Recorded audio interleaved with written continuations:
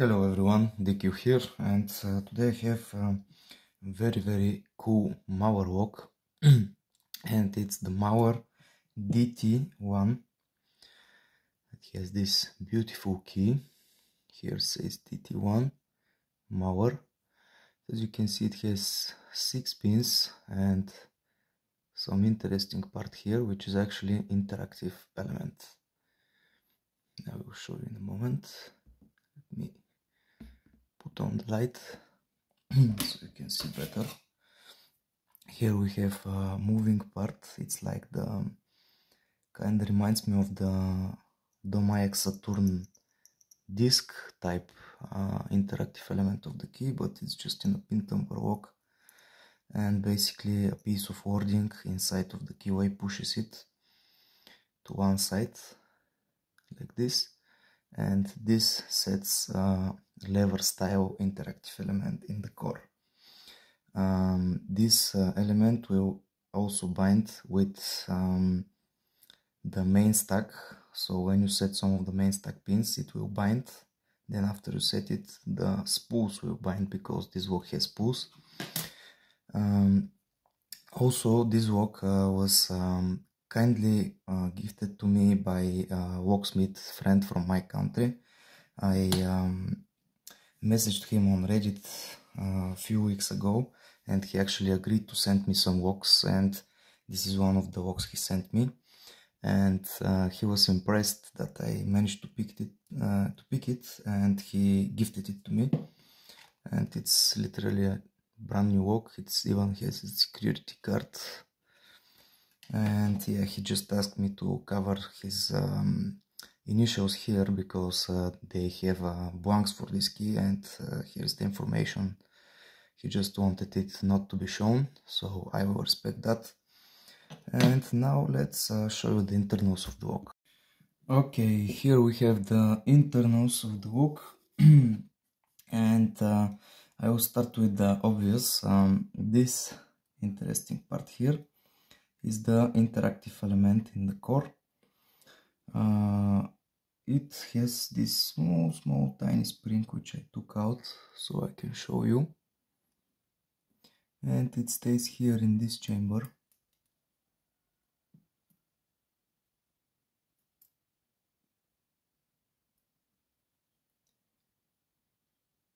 Small spring, so I need to be careful. Okay, so it stays here, and basically what it does is, as you can see, it springs out this lever style interactive element, which in terms what it does is it pushes against this sidebar like groove and blocks the rotation of the core a little bit like a wafer. And I can even actually install it, so you can see when I tension, the lock can't open, and what I need to do is go in, find the lever, push it, and as you can see, when you push it, it clicks and it's picked. The other side, you can see there are some holes. They are used to install this element. On the other side we have a small element inside of the core. Not sure you can see this one here. It's a solid piece, which what it does is actually when you insert the key, it pushes the interactive disk of the key outwards like this. And when that happens, this part of the key pushes the lever here, and it is able to retract. So here is a little demonstration. As you can see,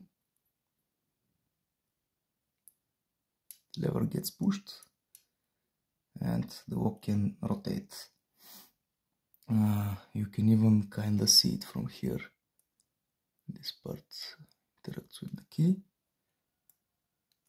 and as soon as the key is out, the lever springs open. And this is the secondary locking mechanism of this lock. The main part is like the most locks, 6 pins, They are pretty straightforward. We have 4 standard pins and we have 2 spools, but this spool is on a cut on the key which is very low. It's not zero lift, none of them are zero lift, but it's so low that the spool itself doesn't go to the spool part. It starts on the white part, so it could be standard pin in this position as well. The lock will pick the same. Other than that, what I want to say is that the interactive elements will work with the spools. What that means is once you set all the standard pins, you get a false set. Then you need to set the lever and it will go into a deeper false set. Then you need to set the spools, but when you set the spools, the lever will come back, and then you need to set the lever again. But on my picking attempt, which I recorded, what happened is I accidentally pushed this spool on too earlier and basically preset it before it binds.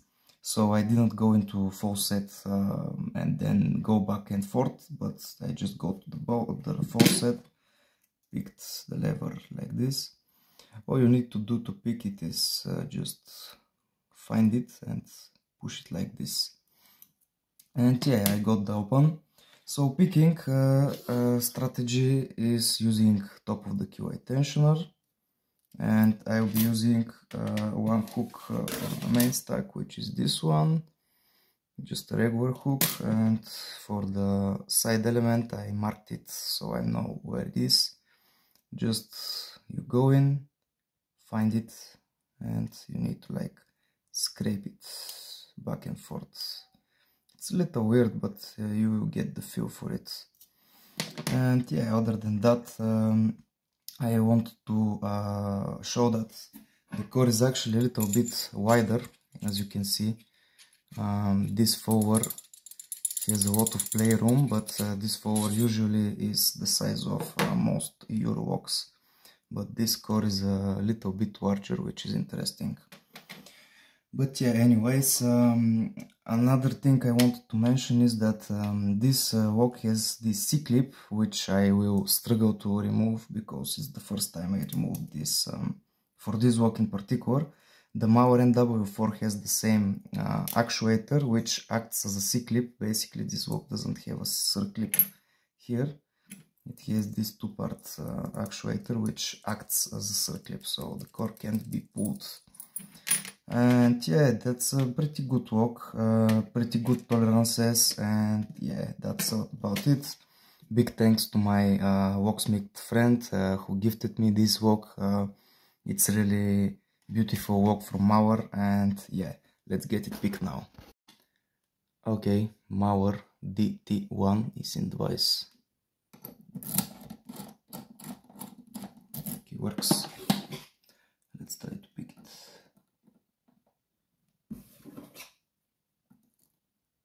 Six jiggly, 5 jiggly, 4 jiggly, 3 is binding. Click.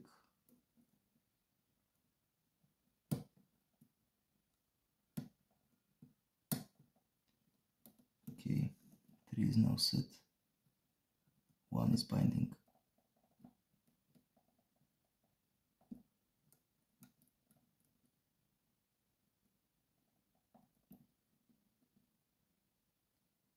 Now 4, click.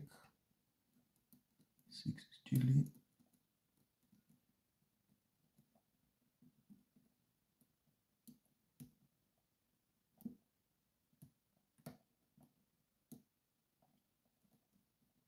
2 is jiggly. Click from 5.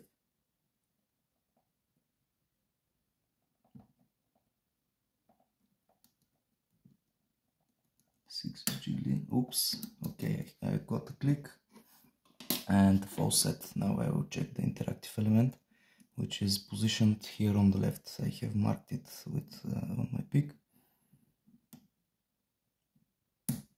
and a little bit of counter rotation and it's open. Nice. So yeah, this is of course picked with the knowledge of the interactive element, since if you don't really know about this interactive, you can pick the main stack and get into full set, and then everything will be jiggly. And if you don't just decide to try to push on this, which can be felt in the keyway, but it's not like, can you hear? It's spring-loaded. But yeah, we will get it now and see. I will do full 360 so you can see that the lock is picked, and lock it back up. Okay.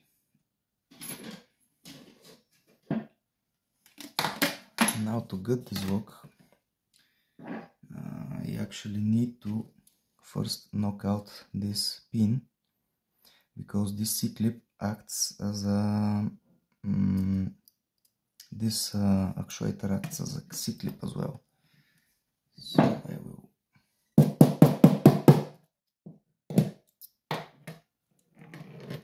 bang this out. Maybe with this one it will be better. Yeah.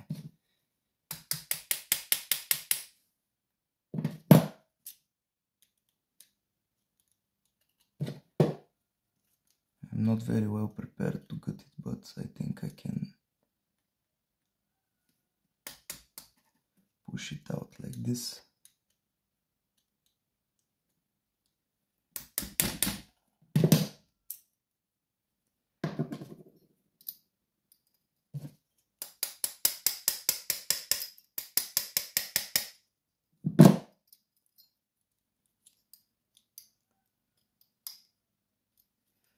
Maybe in the other direction will be easier.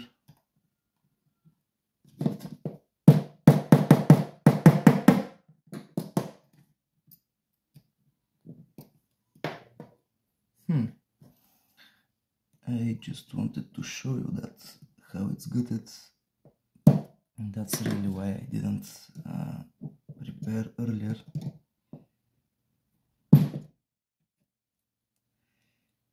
Okay, it's getting pushed a little bit. I think the first time is the hardest to remove this piece.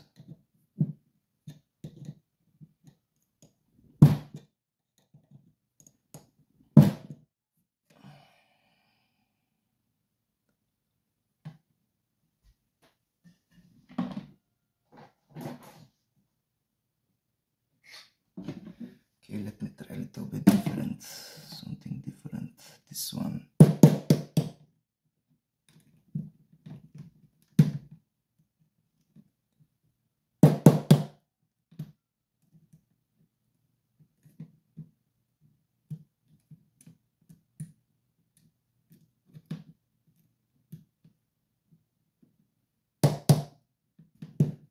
No, it's just a little bit too big, too small.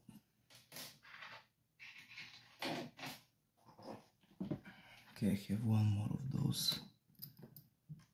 Maybe if I bang it on the...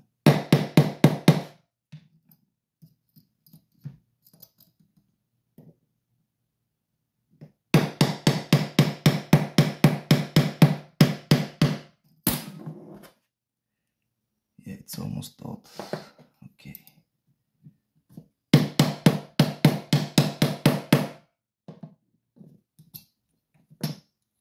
Okay, we have it.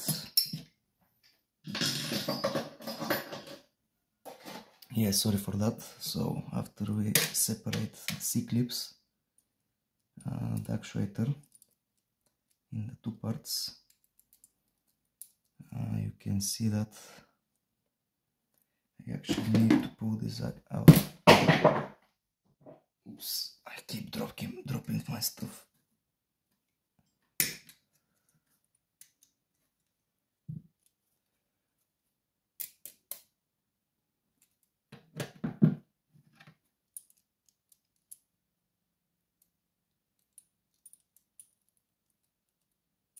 Yeah, after I separate this, I will be able to pull it out.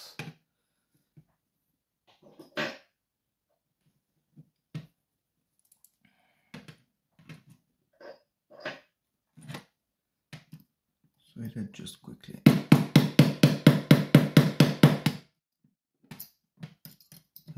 this part completely.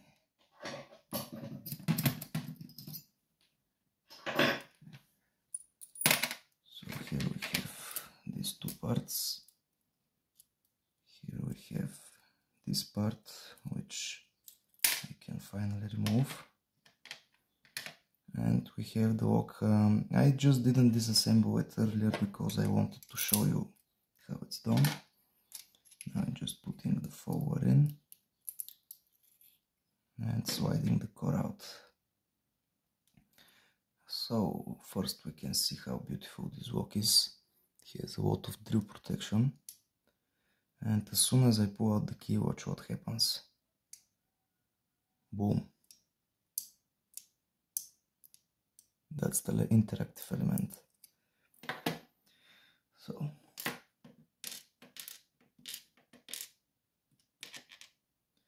let's just quickly take out all the pins. You can see those are very wonky pins.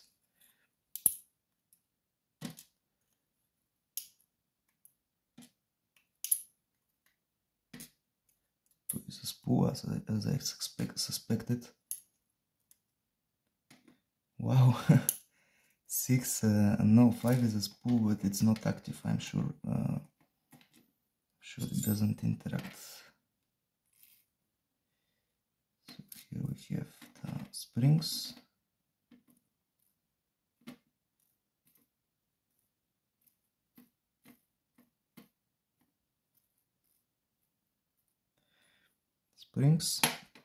And the core. We can see the groove for the interactive element, which basically sticks out of the core like a wafer and prevents the rotation of the core. Other than that, we have standard core. I believe it's a little bit bigger in size, which is interesting. You can see this forward is usually the same size as most Euro rocks, but this one is a little bit larger, so that's interesting. Here we have some drill protection here for the interactive element, which, as you can see, has small spring here in this chamber that pushes the little lever out. I will take it out. The spring is in the last. This lever itself cannot be taken out. Here we have, not really sure what those are. Oh, this is the part that pushes the key, the interactive of the key. It's positioned right here. This part pushes on this side of the key, making this ring go outside like this. And when the ring goes outside, it actually goes inside of the wok and pushes the lever. Because I removed the spring, it's no longer spring loaded, but in neutral position it stays like this, blocking the rotation of the core in that sidebar groove. Yeah, we have some drill protection here. We have some drill protection here, a lot of drill protection actually. And we have some pretty tight tolerances of this wok altogether. Like, it's a very well made wok. Has the SKG3 rating. And yeah, I believe that's all I have for this wok. So let me show you pins close up. We have 2 spools and 4 standard pins, but very good tolerances. This baby spool here, I think it didn't come into play. So let's see. This is position 5. Oops. Okay, I dropped a spring, but I will find it later. Just wanted to see if this spool is active. Yeah, you can see it is not active. It acts as a standard pin. So yeah, no point in putting it here actually. But anyways, this is the Mauer DT1, picked and gutted. Hope you enjoyed. Have a nice day and bye bye.